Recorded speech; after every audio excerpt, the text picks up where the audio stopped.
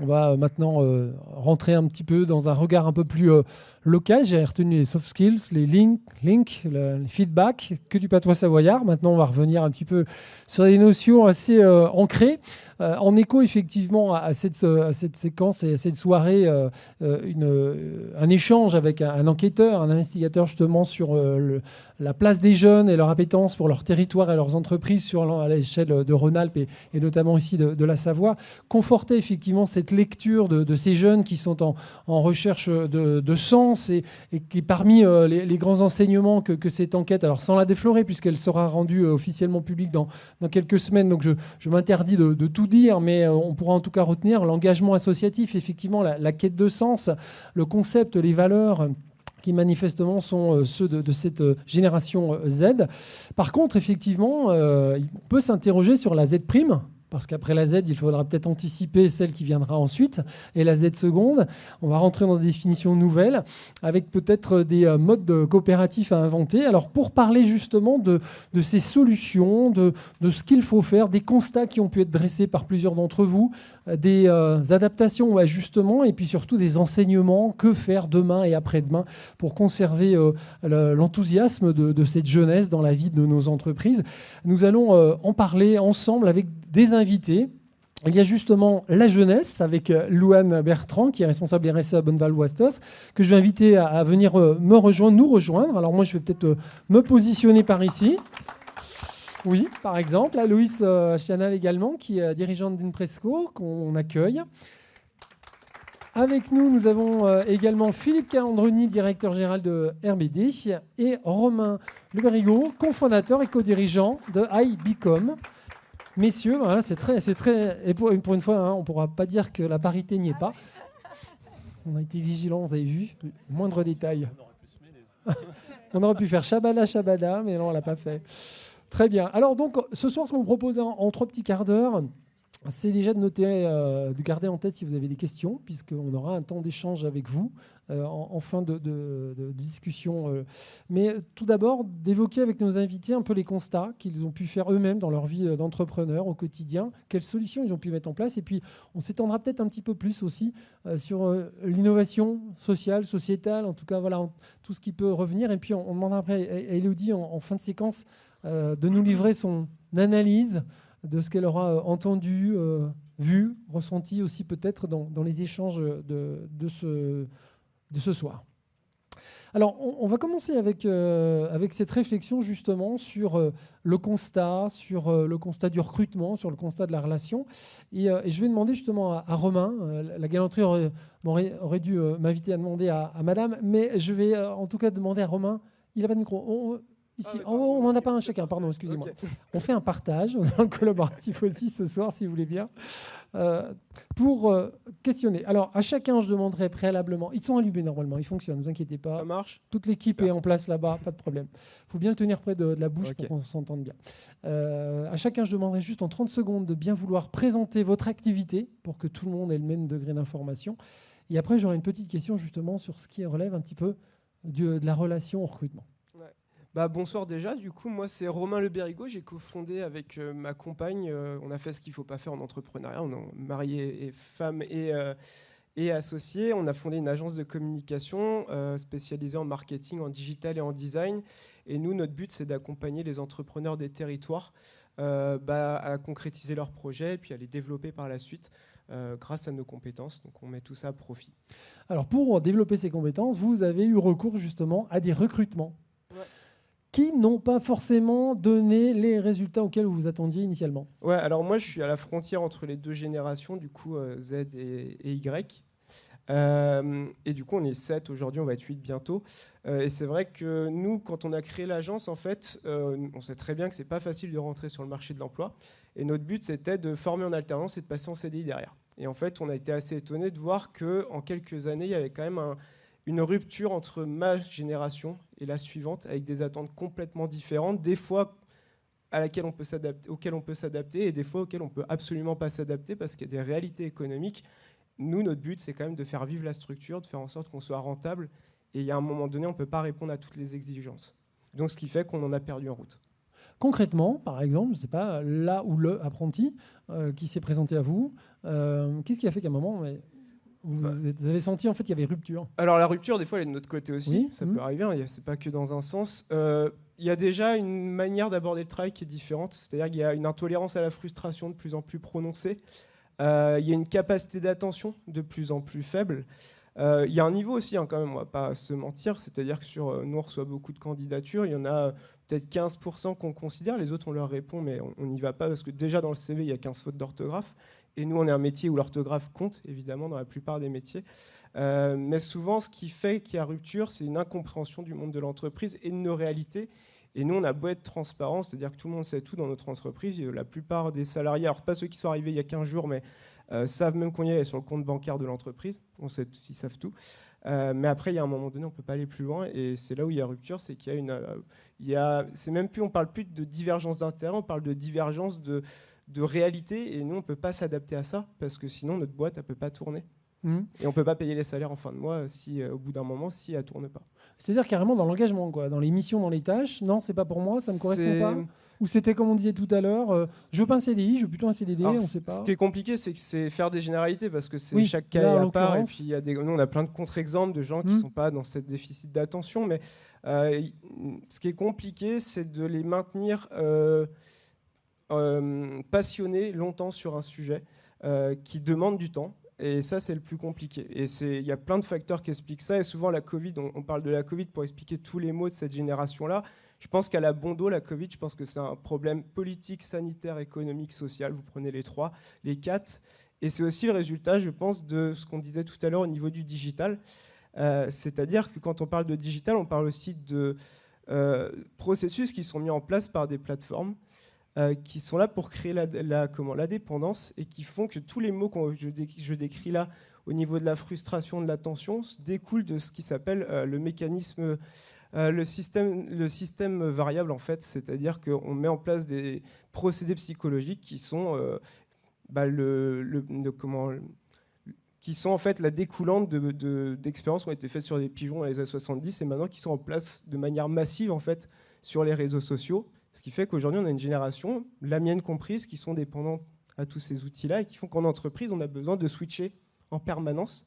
Sauf que en tant que chef d'entreprise, on ne peut pas switcher en permanence. Il y a des missions qui prennent du temps et on ne peut pas changer tous les quarts d'heure de sujet, quoi. Pas simple. Aloïs, je vais vous tendre aussi le micro. Même chose, recrutement, alors même punition.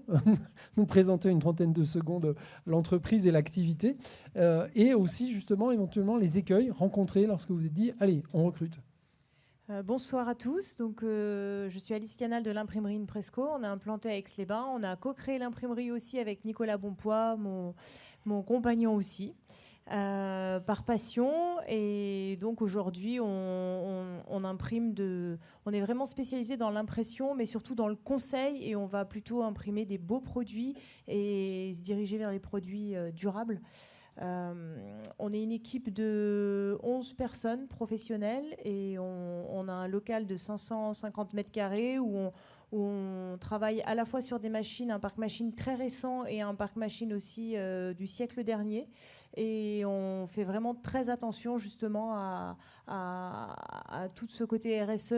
On met beaucoup de bienveillance au quotidien pour fidéliser justement nos salariés.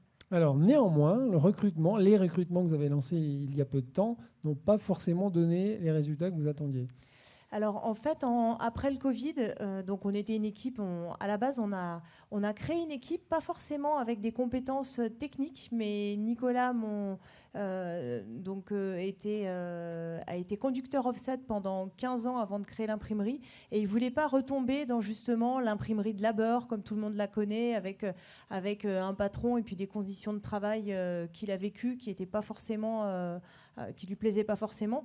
Donc du coup, on a vraiment insisté sur le côté bienveillant, on veut des salariés avec surtout une bonne motivation. Tant pis, on leur apprendra tout ce qu'il faut et puis ça viendra. Et au final, il y a un moment donné, on est arrivé un peu à la limite de tout ça. Et on a vraiment dû prendre un virage pour avancer. Donc en 2021, il y a 3 personnes qui sont parties. Et pour le coup, on a recruté vraiment une équipe de pros. Et là, pour le coup, ça a été vraiment gagnant. On a doublé notre chiffre d'affaires. Et puis surtout, on est tous arrivés à à rentrer à des heures décentes à la maison et tout en continuant dans la bienveillance. Mais en fait, il y a le côté communication aussi qui est rentré. Et puis, on a pu du coup instaurer plein de nouvelles choses. Et On en reparlera tout à l'heure. Mais qu'est-ce qui a fait que du coup, lorsque vous avez recruté, c'était plutôt des jeunes en plus que vous recrutiez? On a de tout. En fait, nous, il y a un peu des 3 générations. Mais surtout, on est quand même plutôt dans la génération Y, je dirais. C'est ce qui peut-être aussi nous sauve. Après, on est dans un métier passion. C'est vrai que l'imprimerie, aujourd'hui, il y a quand même beaucoup de jeunes aujourd'hui qui veulent, comme le disait madame, qui veulent revenir vers l'artisanat.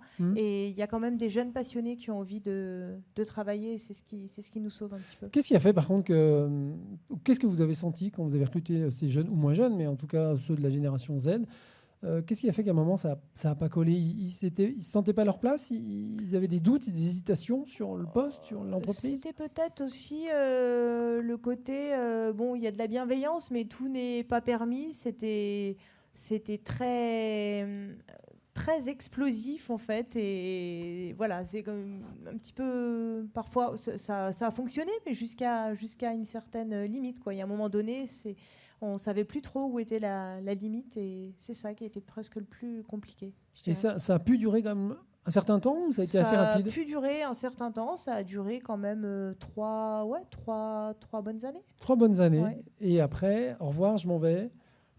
On est toujours en bonne relation, Ouais. mais il fallait faire quelque chose d'autre. On voulait mettre des choses en place qui n'arrivaient pas à se mettre en place. Et du coup, naturellement, une a trouvé une maison un peu plus loin, donc après, il y a beaucoup de routes. La deuxième a trouvé une proposition en Suisse aussi. Voilà, ça c'est... Et la troisième, vous l'avez gardée? Et la troisième, non, et le troisième, en fait, a voulu changer de métier. Ça faisait... Voilà. Ça l'intéressait plus. Voilà, c'est ça. Et il est parvenu, il n'a pas fait boomerang, lui. Alors, on en a eu un qui est parti quelque temps, et puis au final, il est revenu. Ça, c'est un 4e, mais du coup, il est toujours en entreprise. Il est parti, et puis au final, il a été voir ailleurs, et il s'est dit non, mais en fait, je vais revenir chez vous. Et on l'a repris. Bon, c'est bien. C'est bien, vous avez su les conseils de lui, il fallait le faire, il fallait être à l'écoute. Alors, on constate effectivement par ces 2 exemples, manifestement, que ce n'est pas toujours très, très facile et très simple. Pour autant, chef d'entreprise, c'est pas un long fleuve tranquille, on l'apprendra à personne.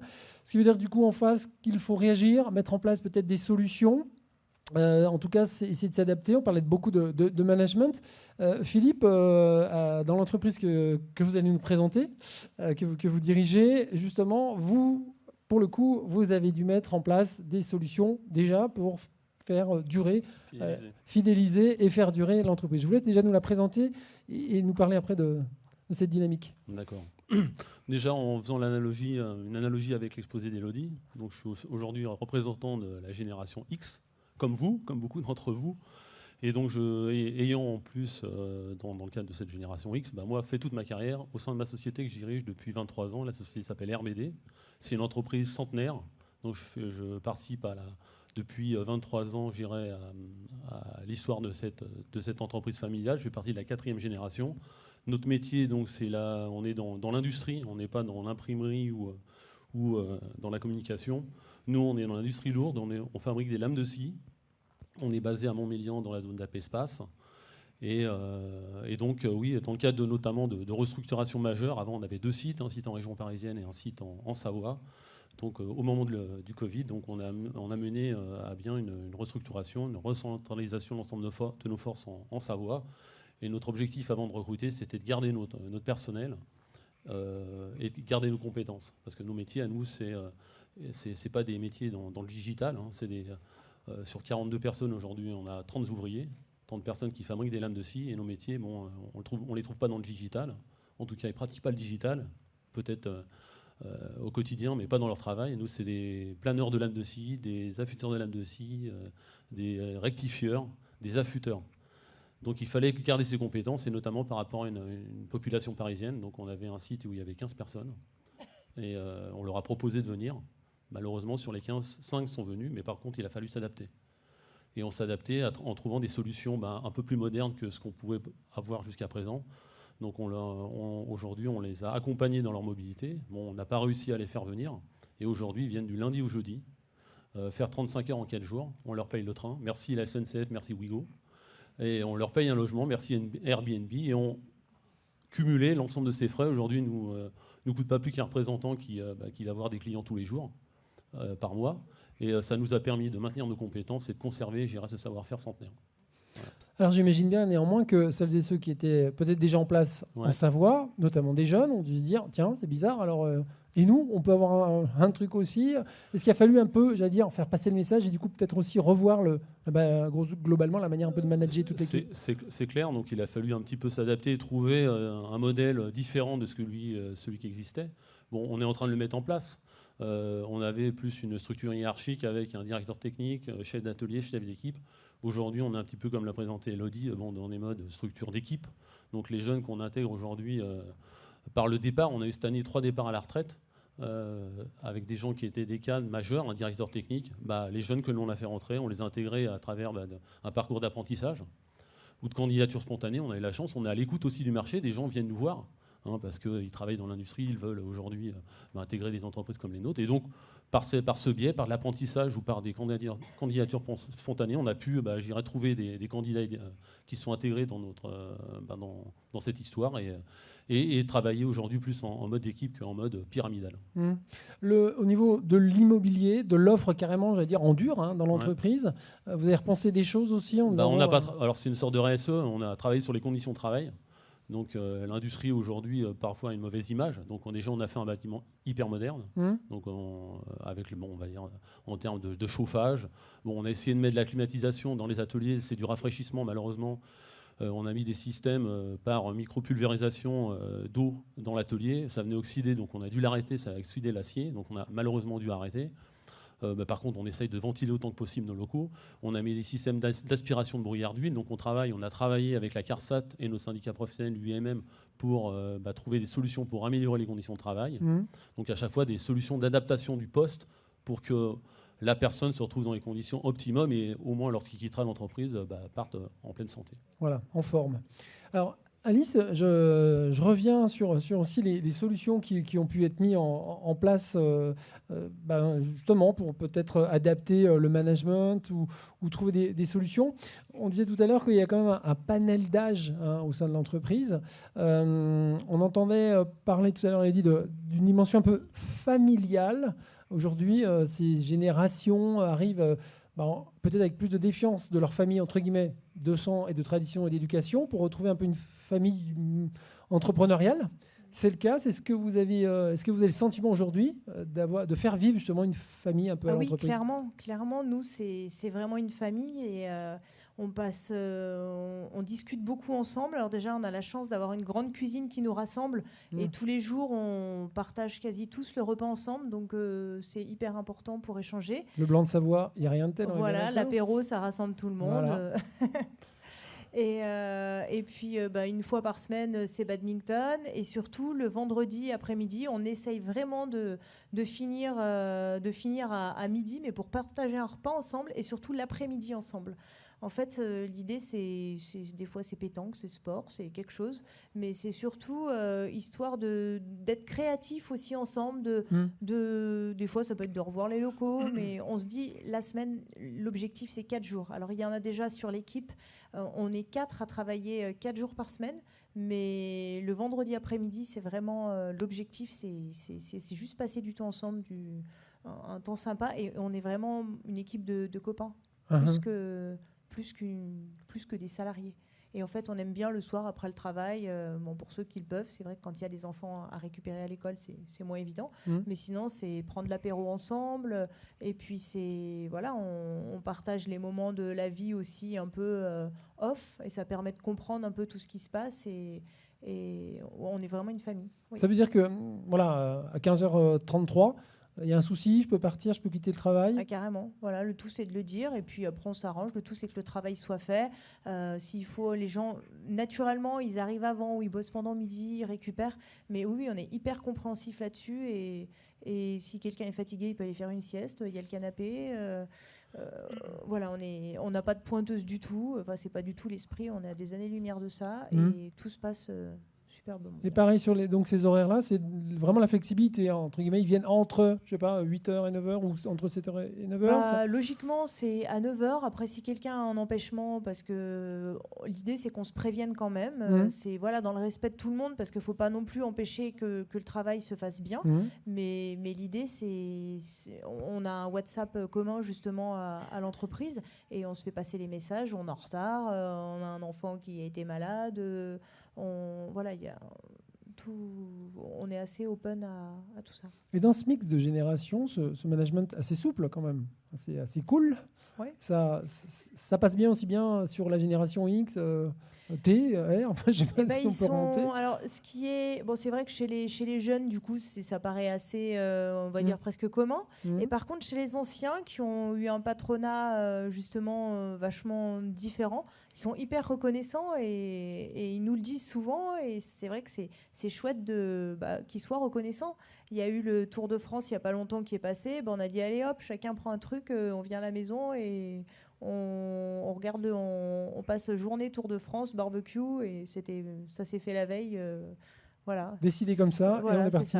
Et du coup, je pense que c'est ce qui permet que les gens soient pas. Il y a un boulot à finir, allez, tout le monde met la main à la pâte. Au bureau, des fois, on descend à l'atelier, aider les gens de l'atelier. Et du coup, on travaille un peu, on partage le travail de tous. Et je pense que c'est ça qui fait que ça fonctionne. En tout cas, la nouvelle team, elle est en place. Et ça match. Voilà, et on a une super team. Ok. On va poursuivre sur ces réflexions. Je vous l'avais dit, le constat, nous l'avons dressé. On voit les adaptations dans l'entreprise, les entreprises. Alors maintenant, j'aimerais justement qu'on revienne un peu aussi sur les enseignements à tirer. Et on va écouter quelqu'un qu'on n'a pas encore entendu, notre petite Benjamin, Louane, à qui je vais demander de nous brosser, bien sûr, aussi cette entreprise et les activités qu'elle y assume. Et puis après, de nous parler justement de sa jeunesse et du parcours assez original. Parce que je la voyais opiner du bonnet tout à l'heure pour la conférence. Oui, c'est ça, c'est moi. Nous dire un petit peu justement comment elle a cheminé jusqu'à cette entreprise. Louane, je vous laisse nous dire un petit peu vos missions. Bonsoir, je suis Louane, j'ai 24 ans. Merci Elodie, parce qu'en effet, j'ai beaucoup ri et me suis reconnue dans cette présentation.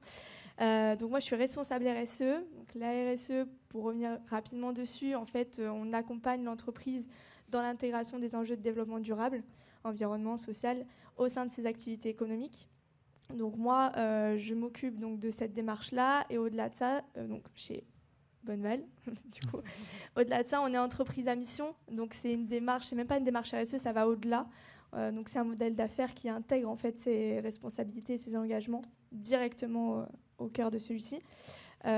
Du coup, pour faire la liaison avec mon parcours, en effet, cette idée-là m'est venue il y a quelques années quand j'habitais au Mexique. J'ai pu étudier le rôle des multinationales dans l'accès à l'eau potable. Le constat que j'ai fait m'a donné envie de m'engager.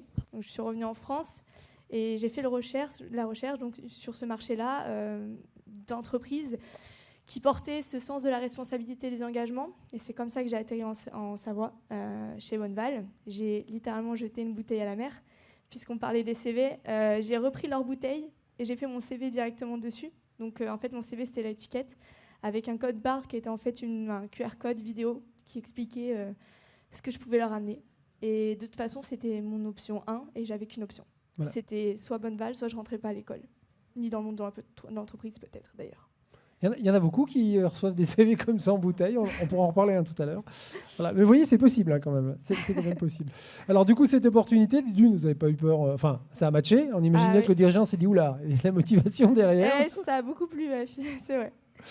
Et en plus, alors, pour rebondir sur ce que disait tout à l'heure Elodie, ça a matché, mais vous lui avez dit, ok, d'accord, mais je viens pas tout de suite.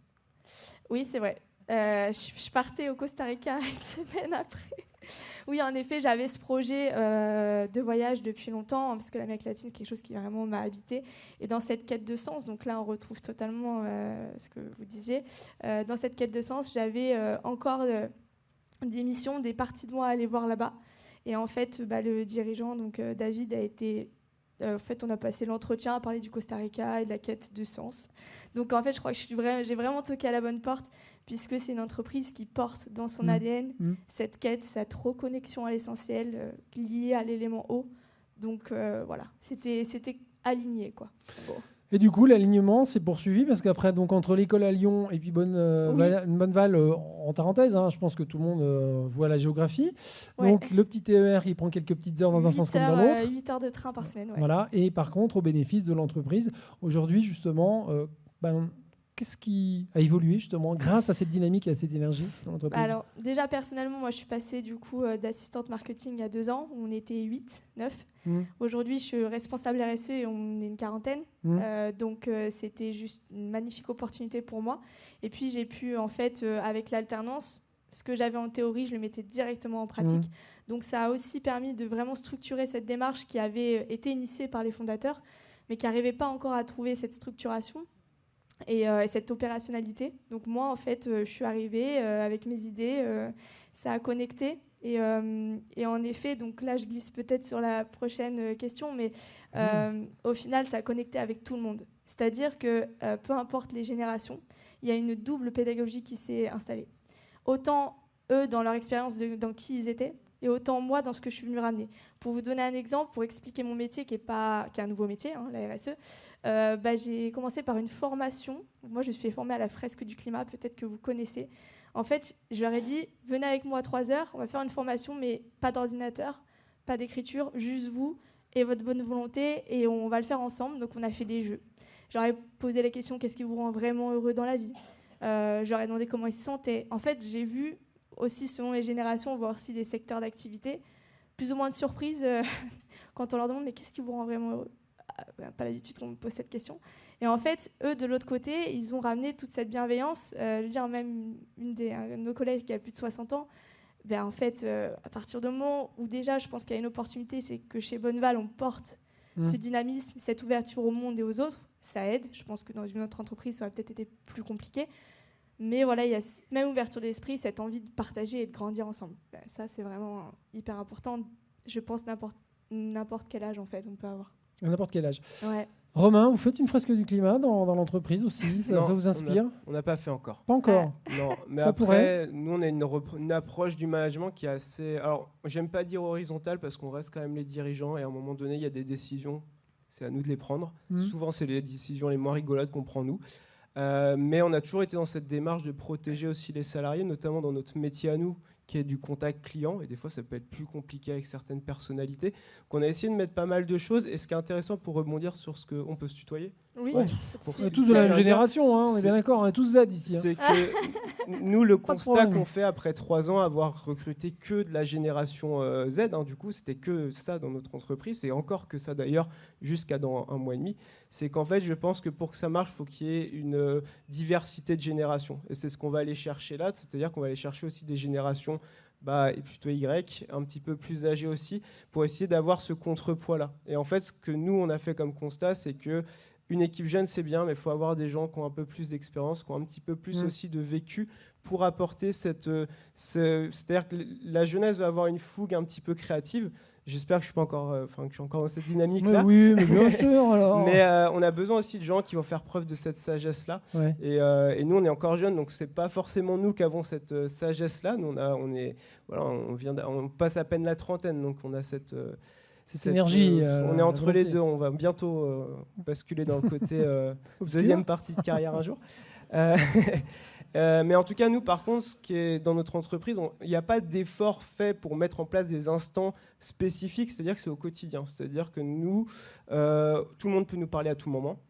On est disponible tout le temps. Il y a une flexibilité qui est faite, c'est-à-dire qu'on a quand même besoin d'avoir quelques moments où tout le monde est présent parce qu'on a quand même besoin d'avoir ça. Donc, c'est-à-dire que nous, on leur demande d'arriver jusqu'à 10h et de repartir. Après, ils s'adaptent, ils font leurs horaires. Flexible quand même, voilà. Oui, voilà, c'est ça. Et après, s'ils ont des rendez-vous qu'ils ne peuvent pas décaler ou qu'ils ont besoin de prendre sur la journée, il n'y a pas de souci. Donc, on essaye d'avoir cette flexibilité, mais on ne peut pas avoir la flexibilité totale parce qu'à un moment donné, on a besoin, nos clients, quand ils ont un rendez-vous, on ne va pas leur mettre ça à 22h le soir. Donc, on a quand même des contraintes à ce niveau-là. Et après, le télétravail, on en parlait tout à l'heure, mais on est exactement sur la lignée de ce qui a été dit pendant la conférence, ce télétravail partiel. Mais on a du mal à se projeter, en tout cas sur les jeunes générations qui sont encore dans cette phase d'apprentissage, sur du télétravail total, et ils ne le vivent pas souvent bien. C'est-à-dire même le partiel, ils ne le vivent pas bien des fois, c'est-à-dire qu'ils préfèrent venir directement sur le lieu de l'entreprise. La dimension humaine. Ouais. Et après, nous, on fait une entreprise qui nous ressemble, en fait, tout simplement. C'est-à-dire qu'il n'y a pas de chichi ou de choses, et tout le monde peut nous dire ce qu'ils veulent. Nous, on incite à la critique vis-à-vis de l'entreprise, c'est-à-dire qu'ils peuvent dire ce qu'ils veulent sur ce qui ne va pas dans la boîte. C'est pas jugé, au contraire, c'est récompensé, à condition que ce soit constructif et qu'il y ait un début d'apport de solution. La critique, pour la critique, ça ne nous apporte rien, parce que derrière, on ne peut rien mettre en place. Par contre, les amener à réfléchir à la critique et à la mise en place d'une solution, ça leur permet aussi de rentrer dans nos têtes à nous, de dirigeants, et de se dire, des fois, il y a des choses qui sont effectivement pas super, mais on ne peut pas faire autrement dans l'immédiat avec l'argent, la structure. Là, nous, on reste une petite entreprise, donc on n'a pas les moyens de Bouygues Télécom. Donc forcément, il y a des choses qu'on aimerait mettre en place, la semaine de 4 jours. Moi, je l'entends, mais à notre petit niveau, pour l'instant, on n'est pas en capacité de le faire parce qu'on n'a pas cet équilibre-là, on n'a que 3 ans. Donc peut-être qu'à l'avenir, on arrivera à le faire, mais pour l'instant, ce n'est pas encore dans les tuyaux, quoi. Moi, j'ai entendu tout à l'heure, il y a un mois, quand on parlait jeunesse, on n'a pris que des aides, sauf il y a un mois. Ça veut dire qu'aujourd'hui, il y a eu des recrutements peut-être plus matures. Là, le prochain recrutement, c'est dans nos âges. Ouais. C'est même un petit peu, voilà. Justement, pour apporter peu cette mixité, pour avoir ce brassage d'âge, entre guillemets, peut-être même d'expérience. C'est ça. Alors, on n'a pas encore franchi le pas d'aller chercher des gens beaucoup plus âgés que nous, parce qu'on a aussi notre quête de légitimité. On est jeunes, manager des plus âgés que nous, c'est pas si simple en vrai. Donc on a encore cette... ça va venir petit à petit, mais pour l'instant, on a encore cette dynamique-là. Mais voilà, on est sur des gens qui ont 5-6 ans d'expérience, même si ce n'est pas vraiment ce qu'on regarde, mais en tout cas qui ont cette maturité à comprendre les spécificités d'une entreprise, ce qu'elle est, ses contraintes, ses obligations.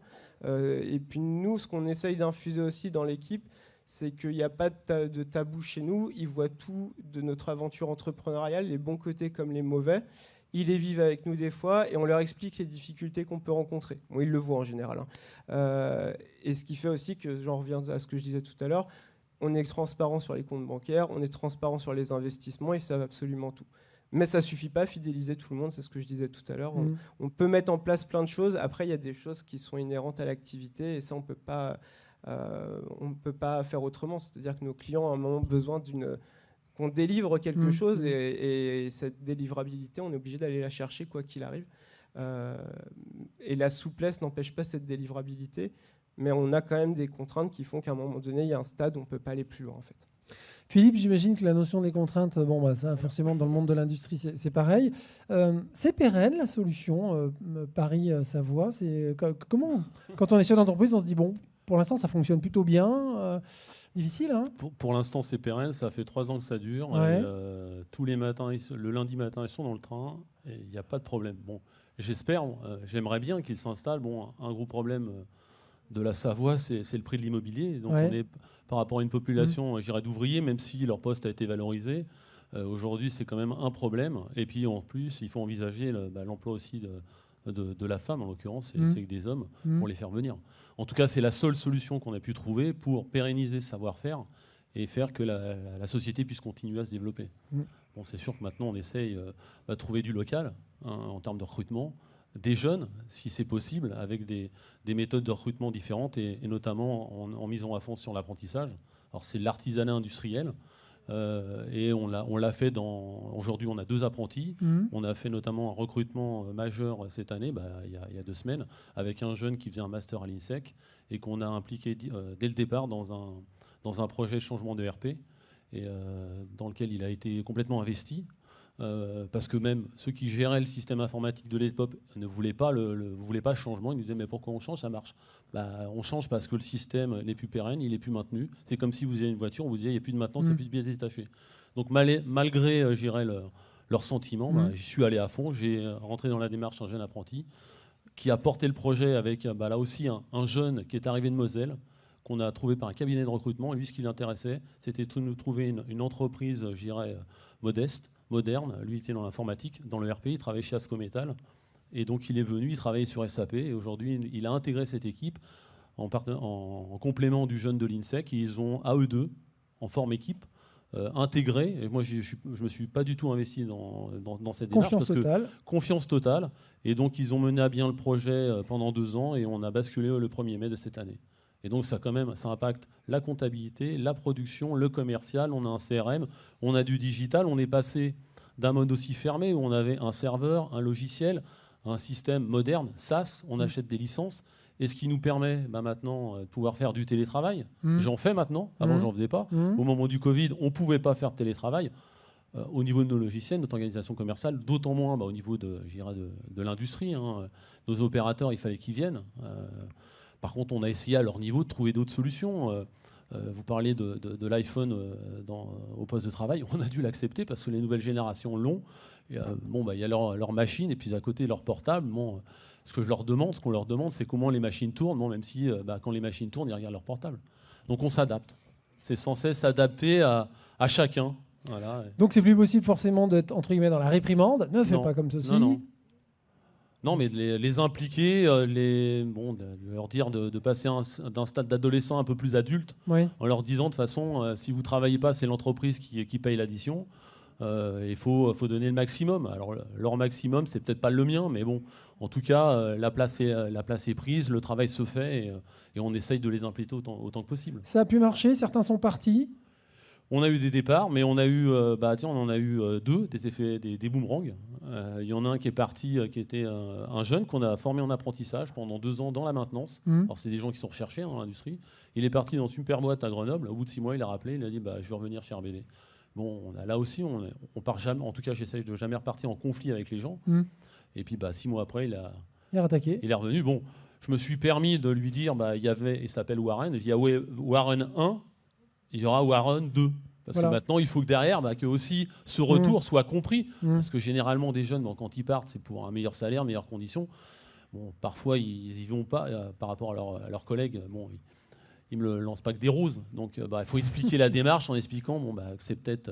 il a changé, il a grandi. Et puis, par cette expérience, même si elle a été courte, elle nous a été favorable. Pareil, là, on a une autre personne qui nous a quittés il y a 1 an, qui était aux achats, qui ne supportait plus la pression, surtout au moment des problèmes de matières premières, de délais de livraison qui n'étaient pas tenus, il fallait passer commande d'1 an, et j'en peux plus, je m'en vais.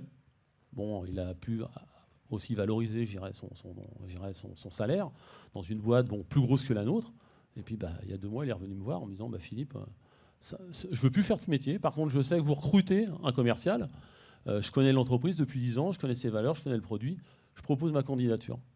Je pense qu'on va faire affaire. Parce que là aussi, un commercial, aujourd'hui, c'est comme les générations Y. Un commercial, aujourd'hui, il veut plus se déplacer, il veut rentrer tous les soirs. Donc là aussi, c'est trouver des gens qui soient adaptés à ce nouveau poste. Et heureusement que ce n'était pas un commercial en génération Z, parce qu'alors là... c'est très compliqué. On voit la génération, moi j'en ai, maintenant c'est des réunions Teams. Vous avez des commerciaux, même des très grosses boîtes. Nous, on travaille avec ArcelorMittal. Ils ne s'embêtent plus. Ils ne viennent pas nous voir. Ils font que des réunions Teams. Les banquiers, c'est pareil, tout le monde. Maintenant, c'est du Teams. Alors moi, je vais dire, nous, on a une force de vente vieillissante qui est X. Donc on va mettre du Z ou je sais pas quoi, du Y, mais notre X à nous, non, c'est 50 000 km par an, c'est les tournées de visite qui sont bien faites, même s'il n'y a rien, ils y vont quand même. Maintenant, je vais demander aux nouvelles générations de les préparer, et puis elles sont bien contentes en disant, l'objectif, c'est pas d'aller les voir, c'est d'être en contact. Ça peut être par une visio. Voilà, et puis on s'adapte, puis ce sera aussi tant mieux pour l'entreprise, ça coûte moins cher. Et tout le monde donc on essaye au niveau d'un métier industriel où il y a un cadre. Nous on pointe, c'est du 2-8. Même si on a une alternance aujourd'hui, des équipes commencent le matin et la semaine d'après l'après-midi. On a développé la polyvalence aussi. On avait des gens qui faisaient le même métier pendant 30 ans, 40 ans. Moi j'ai une femme, on a des femmes et des hommes dans l'industrie. Il y a une femme, elle est braseuse, ça fait 35 ans qu'elle fait le même métier. Un jeune aujourd'hui, on ne peut pas lui dire pendant 35 ans, tu vas faire le même métier. Donc, admettons, c'est aussi une façon de les motiver en termes d'augmentation salariale. On leur apprend un métier, 2 métiers, 3 métiers. Et à chaque fois, le salaire augmente. Et puis, comme ça nous permet de trouver des solutions en cas d'absentéisme, en cas de vacances. Ils sont polyvalents. Et agrémenter, le travail pour que ça ne soit pas toujours la même chose. Et trouver nos solutions en interne. Plutôt gagnant-gagnant. Voilà. Oui. Juste pour rebondir sur le fait que, évidemment, on ne fera pas le même métier. Ma génération et la suivante, on ne fera pas le même métier. Moi, j'ai créé cette boîte, j'en créerai d'autres, dans d'autres secteurs. C'est-à-dire que la polyvalence, elle est à la fois dans le salariat, elle est aussi dans l'entrepreneuriat. C'est-à-dire que nous, on n'a pas vocation à faire une boîte qui va durer 30 ans. Alors, on espère qu'elle durera après nous, mais pareil, dans cette démarche-là, on va créer d'autres boîtes. Et je pense que la génération qui arrive, elle aura même plein de boîtes en même temps. Ça ne m'étonnerait pas spécialement. Et un apprenti qui est parti récemment pour créer son entreprise est déjà dans cette démarche-là. et je suis persuadé qu'il va réussir. Alice, dans les solutions, on en a évoqué quelques-unes. Donc la semaine à 4 jours, ça c'est quasiment aujourd'hui au point. Ça fonctionne bien. On y tend. On y tend. Oui, il y a des semaines, puis tant mieux. Hein, c'est aussi parce qu'on a du boulot. Il y a des semaines où on ne peut pas le faire. Donc on ne le fait pas, mais quand on peut, on le fait. Est-ce que ça a influencé l'organisation du travail dans l'entreprise elle-même ? Ah bah oui, l'idée c'est de chercher l'optimisation au mieux. Toujours, enfin surtout c'est Nicolas qui s'occupe de tout ça. L'idée c'est vraiment de trouver les rouages pour que tout fonctionne parfaitement. On fait du sur-mesure et qui dit sur-mesure dit des process obligatoires pour que tout s'enchaîne, justement pour que vraiment tout le monde gagne du temps, n'en perde pas aussi. Et là, par exemple, on se pose la question carrément pour tout remettre à zéro, à réintégrer un nouveau logiciel qui met un petit peu d'intelligence artificielle aussi, pour essayer de guider les clients, guider les collaborateurs pour encore gagner plus de temps et surtout aussi éviter les erreurs. Et ça facilite la relation même au sein de l'équipe entre collègues de travail ? Ah bah ça évite les erreurs et puis ça évite. Nous, il n'y a pas de. L'idée, c'est qu'il n'y ait pas de chef. Chacun connaît son métier. Chacun est chef de sa partie. Et parfois, on a besoin simplement de concertation à tous pour prendre la bonne décision. Mais voilà, il n'y a pas d'empiètement, on sait exactement où on va. En tout cas, on on essaye vraiment de ne pas s'empiéter. C'est aussi l'objectif. C'est pas évident. Parfois, justement, c'est là où on se dit « Ah, ça coince parce que deux personnes n'ont pas respecté le process. » Mais voilà, on essaye vraiment de tendre à tout ça. Et dans les recrutements, parce qu'une entreprise, ça vit, est-ce que ce sont des indices ou du moins de séduction auprès du candidat ou de la candidate, Z ou X, ou Y, que sais-je, mais en tout cas, notamment pour ces Z, ce management familial, il y a un écho quand vous en parlez Oui, c'est sûr que ça donne envie. Je pense qu'on est une société qui donne envie. Quand les gens viennent visiter, on a des chouettes locaux et généralement, c'est plutôt positif, en tout cas pour... Quand on a eu des stagiaires, les recrutements à chaque fois, on n'a pas eu besoin non plus d'avoir beaucoup de candidats. Ça a tout de suite matché. Donc oui, je pense que c'est plutôt positif. Et non, et je ne sais plus quel dire. Mais c'était justement par rapport à la capacité d'attractivité, en fait. Le management familial, aujourd'hui, vous en changeriez pas, en tout cas. Ah bah non, c'est notre ADN et c'est... Et les parties de pétanque, ça vaut le coup quand même. Ouais. Aussi. Les barbecues, j'ai bien compris. Louane, la jeune génération, cette jeune génération incarnée ici, quand on entend toutes ces impressions, qu'est-ce que ça vous laisse comme sentiment ? Oh, ils sont bien ces gens-là, ils sont sur le bon chemin. Enfin, je sais pas comment. Ah non, je veux pas forcément de non, mais de ressenti. Après, plus ou moins, un ressenti. Je pense, alors à mon humble contribution, qu'il y a aussi des fois où en fait, je pense que vous tombez aussi au moment de la vie de ces jeunes-là qui ont. Je vais parler d'un luxe et d'une opportunité. Un luxe parce que quand je prends mon exemple à moi, si aujourd'hui j'ai le choix. Je peux prendre le choix de m'arrêter, de comprendre qui je suis. C'est parce qu'aussi j'ai eu des parents et des grands-parents qui m'ont donné les moyens de le faire. Et aussi une opportunité parce que j'ai travaillé dur. Je ne suis pas trop d'accord avec le fait que les jeunes ont envie de faire du 8h, 17h. Pas du tout. Moi, je n'ai pas compté mes heures, encore moins les heures de train. Je pense qu'à partir du moment où on a envie et où le travail n'est plus une fin, mais un moyen d'exprimer qui on est, mais en fait, miser sur cette génération-là, à partir du moment où vous avez fait en sorte que cette personne-là, elle a compris qui vous étiez, sa raison d'être, que vous, en tant que dirigeant, vous incarnez votre entreprise, recrutez les personnes qui sont sensibles à ça. Et sinon, bien évidemment, et je pense que plein de gens dans la salle, s'il y a une entreprise qui ne vous parle pas ou un métier qui ne fait pas appel à vos intelligences aussi, vos plusieurs intelligences, honnêtement, dans ce cas-là, on est tous des feignants et des gens bons à rien. Le mot est fort, mais vraiment trouver les gens qui résonnent avec vous. Et je pense que cette génération-là, c'est ce qu'elle porte. Voilà, elle demande qu'à raisonner en fait. Cette résonance, quand vous retrouvez vos copains de promo, qui ont chacun sans doute assurément déjà aussi trouvé leurs propres entreprises, vous êtes sur les mêmes longueurs d'onde ? Oui. Alors moi après c'est un peu biaisé. Je pense que je suis dans une école. J'étais dans une école de développement durable, donc c'est forcément des gens qui cherchent de l'engagement. Après il y a eu beaucoup de mes camarades qui ont aussi dit non, qui sont partis parce que ils n'avaient pas cet alignement. Et en effet on a cette propension à dire non. Voilà. Après pour ceux qui ont la chance justement, alors moi j'ai eu beaucoup de chance, mais qui ont eu de la chance de trouver et l'opportunité d'aller vers ces entreprises-là. Elles y restent, elles le partagent, elles le vibrent. Et en fait, elles amènent tout le monde vers elles. En fait. On parle de marque employeur. Je pense que vraiment, avec les réseaux sociaux, comment on s'exprime, comment on partage, comment aussi on revend à travers nos travaux qu'on fait à l'école, notre entreprise finalement. La résonance, elle est énorme. Ouais. Résonance énorme, merci pour ce petit coup de scintillant. Alors avant de vous prêter la parole, car je pense que vous avez des questions aussi à nos invités, j'aimerais juste qu'Élodie puisse nous donner en quelques petites minutes son sentiment sur tout ce qu'on a pu échanger au cours de ces 3 petits quarts d'heure de discussion. Job difficile parce que pour moi tout a été dit en fait. C'est vraiment plein de cas concrets qui sont différents et hyper enrichissants. Je pense que on voit en fait, j'ai accentué la conférence sur la génération Z et là on parle aussi du management intergénérationnel. C'est marrant parce que justement c'est mon prochain bouquin. Et ben voilà. De la génération Z au management intergénérationnel. On aurait pu apporter quelque chose. Non mais voilà, comment faire ensemble, comment cohabiter ensemble. Ouais. Et vous l'avez dit aussi à un moment, Alice, en disant voilà, on n'est plus sur un processus uniquement de socialisation voilà, des anciens vers les plus jeunes, d'apprentissage, mais les jeunes peuvent aussi apprendre aux plus anciens dans d'autres domaines et à se remettre aussi en question. Et on retrouve dans les notions d'engagement, de tout ce que vous avez dit, l'importance du social et du collaboratif. Voilà, avec un peu comme une tribu, les copains, l'importance du WhatsApp commun, cette envie de partager. On retrouve l'engagement, donc l'éthique, la RSE. Donc Alice l'incarne parfaitement bien. Ah, Louane, excuse-moi, Alice, Louane. Mais c'est bien, c'est le collaboratif justement. Voilà, on est avec, dans le collaboratif. Donc Louane, donc voilà, avec cette incarne la jeunesse d'aujourd'hui, l'alignement des valeurs avec l'entreprise, etc. Le côté affectif et émotionnel. Donc là. Voilà, Alice aussi.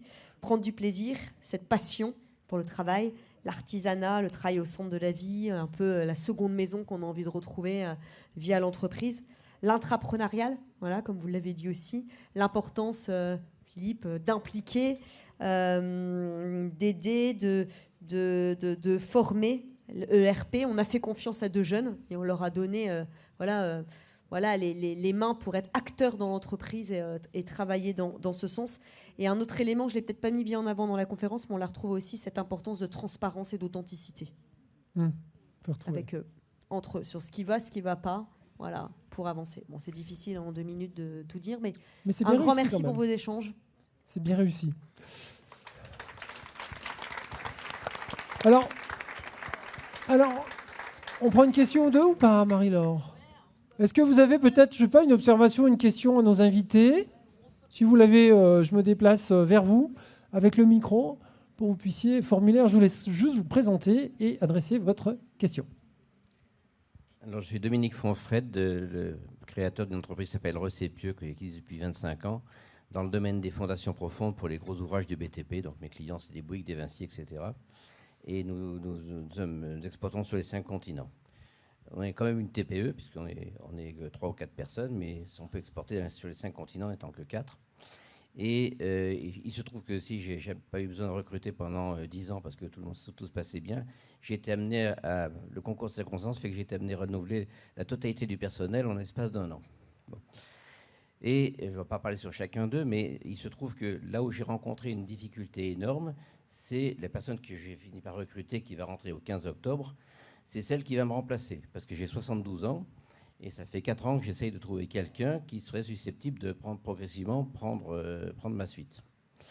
Il se trouve que j'ai tout essayé, enfin jusqu'à présent j'ai tout essayé, j'ai passé des annonces sur LinkedIn, j'ai pris un cabinet de recrutement qui m'a pas trouvé personne, j'ai même un cabinet de chasseurs de tête, comme on dit, ça m'a coûté la peau des fesses, ils n'ont rien trouvé du tout.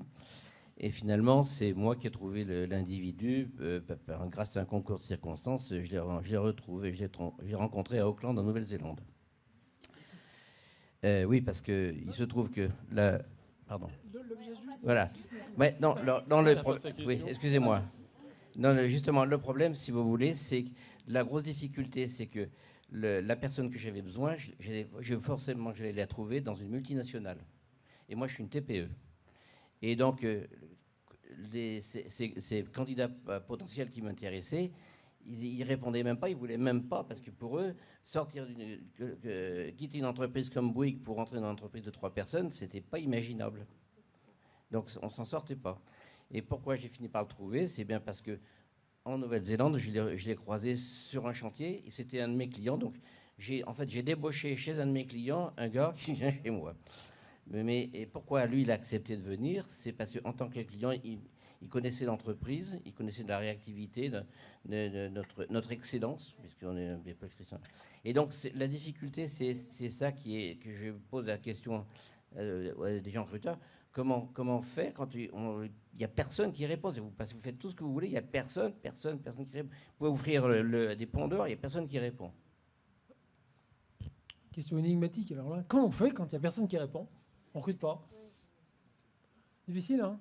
Je ne sais pas à qui je donne la patate chaude, mais là, c'est chaud. Hein. Mais là, vous ne parlez pas de recrutement, là, c'était pour acheter votre société, en l'occurrence. Un recrutement. De toute façon, le réseau, vos fournisseurs, vos clients, l'expression des valeurs, valeurs, il n'y a pas d'autre méthode. Il y a personne dans l'entreprise qui peut prendre le relais, parfois. Un tutorat. Voilà. Anos. Alors là, on ne va peut-être pas pouvoir solutionner tout ce soir. Peut-être une autre observation, question à l'adresse de nos invités. Je regarde, je viens vers vous, je cours, je vole. Oui, bonsoir, Christine Viron, je suis cofondatrice et co-gérante de la Biodici, qui est une plateforme coopérative de producteurs et transformateurs biolocaux pour la restauration collective. Voilà, sur les 2 Savoies. Moi, j'avais 2 questions.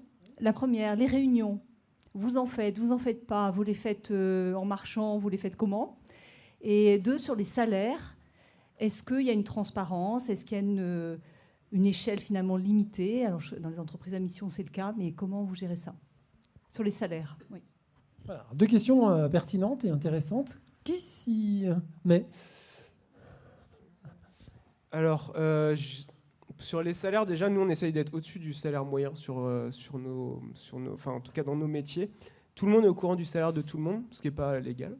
Mais tout le monde est au courant du salaire de tout le monde. On n'est pas censé le faire en entreprise. Mais moi, je trouve que cette disposition n'est pas adaptée.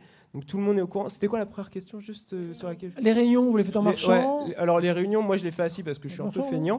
Mais par contre, elles ne sont pas toujours organisées. C'est-à-dire qu'on a des moments où on a vraiment des choses à rapporter aux salariés. Donc on leur explique et c'est cadré dans l'agenda. Après, il y a plein de moments où c'est des réunions spontanées. Par contre, elles durent pas... Ils sont tous là. Ça dépend du sujet. Et surtout, on fait en sorte qu'elles ne durent pas très longtemps, alors sauf quand ils arrivent le premier jour, mais sinon, on fait en sorte qu'elles ne durent pas très longtemps, parce qu'assez rapidement, ça n'a plus trop d'intérêt. Donc nous, quand on a des choses à dire, on le fait très rapidement. Et quand ils ont des choses à nous dire, ils le font aussi assez succinctement et c'est assez naturel. Donc on n'est pas forcément dans cette formalisation systématique de la réunion, du moment d'échange. Après, il y a des choses, l'entretien individuel, évidemment, c'est formalisé, ces choses-là.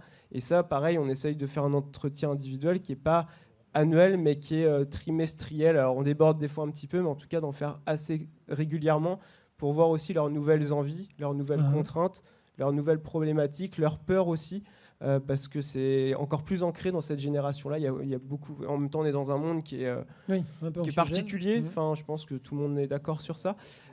Donc, on essaye aussi de faire ça. Après, c'est ce que je dis souvent, en tant que chef d'entreprise, on n'est pas des magiciens non plus. Donc on ne peut pas résoudre tous les maux de la société et tous les problèmes que rencontre la génération qui arrive, qui ont été des problèmes qu'on a eus aussi et qu'on n'a pas forcément réussi à surpasser non plus. On va conclure, mais Alice, vous faites des réunions en marchant ou Non, nous on fait des réunions, c'est assez informel aussi, c'est beaucoup sur un coin de table pendant midi où on va se voir à un bureau. Non, on a très peu au final de réunions formelles. Et puis pour reparler des salaires, c'est vrai que le fait de mettre des bons salaires, quand même, c'est motivant pour les garder, c'est clair. Ça peut motiver. Donc on paye aussi, on a 2 personnes qui font plus de 100 km par jour pour venir bosser. Donc c'est qu'ils sont bien chez vous. Ils ont du salaire en plus pour être indemnisés par rapport aux frais, clairement. Il va falloir qu'on conclue, parce que sinon Marie-Laure va nous tirer les oreilles. Est-ce que vos salariés savent combien vous gagnez, vous ? Alors oui, nous on se prend pas des. Nous aussi, mais. Ouais, ils le savent. Par contre, c'est vrai que c'est pas c'est pas affiché tout ce que gagne tout le monde. Tout le monde le sait indirectement, mais c'est pas, on n'en fait pas la promotion dans l'entreprise de qui gagne quoi. Et on essaye de donner des primes aussi régulièrement, un petit peu aléatoires pour la motivation. Bon, en tout cas, si vous avez des questions, vous les gardez en tête, puisque je crois qu'on se retrouve après. Oui, moi, ce que je vous propose, c'est que je vous remercie vraiment beaucoup de votre attention. C'est vrai que tout était extrêmement intéressant et on pourrait, sur ce débat-là, encore disserter pendant vraiment de longues heures. C'est un sujet qui n'est pas clos et il est probable que la CPME va s'emparer de ce sujet et reproposera des ateliers, des réunions et de l'information.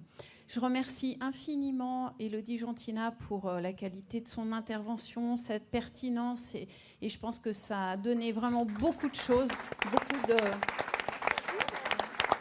beaucoup d'outils. Je remercie l'ensemble des chefs d'entreprise présents pour leur témoignage, pour leur disponibilité. Merci Raphaël d'avoir fait tout ce travail de synthèse, d'interview pendant de nombreuses semaines pour que on essaye d'être synthétique. Et moi, je vous donne rendez-vous au cocktail qui est juste en sortant de la salle sur la droite.